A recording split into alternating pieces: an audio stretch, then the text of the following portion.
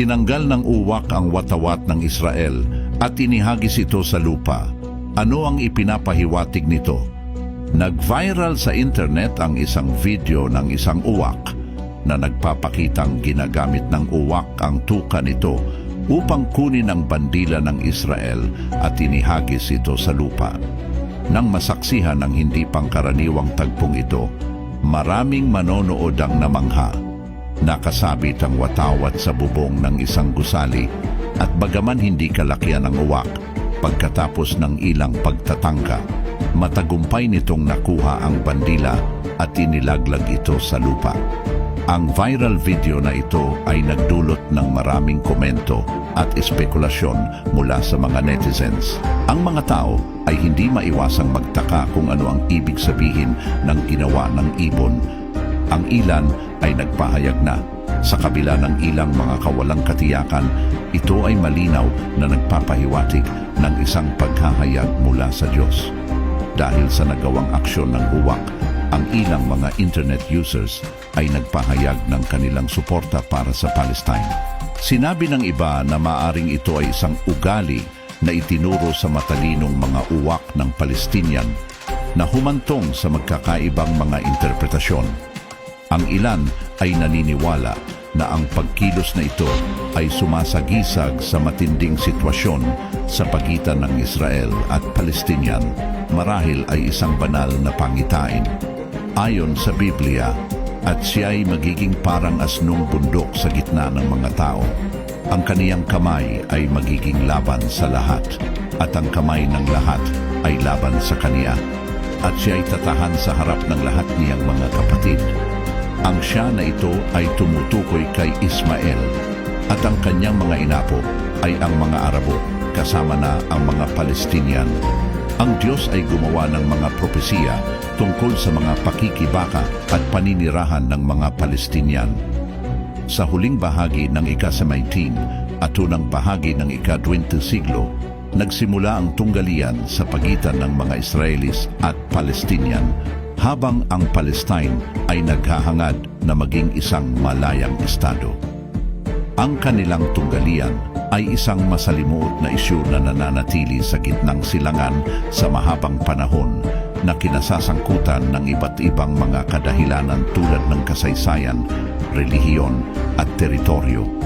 Ang mga Palestinian ay naghahangad na magtatag ng isang malayang estado, habang ang Israel ay nag-aangkin ng biblikal na katwiran para sa kanilang pagmamay-ari ng lupain.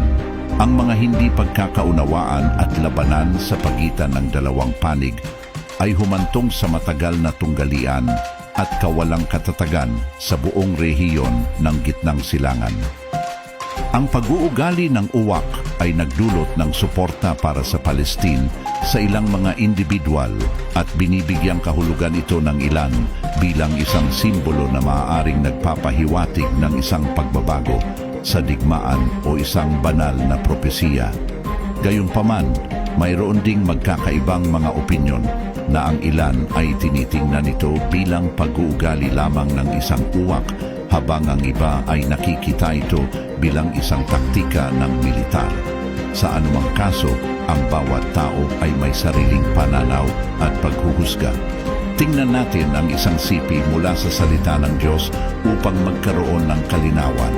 Sabi ng Diyos, "The desert later became their home, and they put down roots and had many descendants, modern people such as Arabs, living in the Middle East."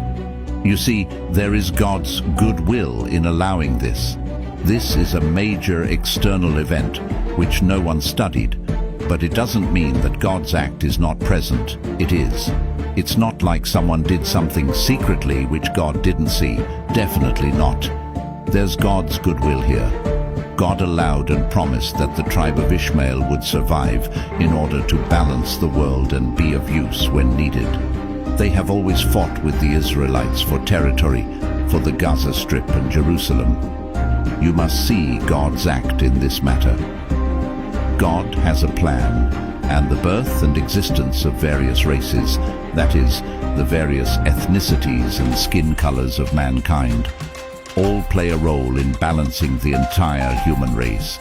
and you can see exactly what role they play by looking at the state of the world. Is this an act of God? Ang lahat ay may kahangahangang mga pagkakagawa at magagandang plano ng Diyos. Paano matutukoy ng isang uwak ang kapalaran ng isang bansa o ang kahihinatnan ng isang digmaan? Gayunpaman, ang kapansin-pansing video clip na ito ay nagdulot ng mas malawak na mga talakayan at interes sa issue sa Middle East.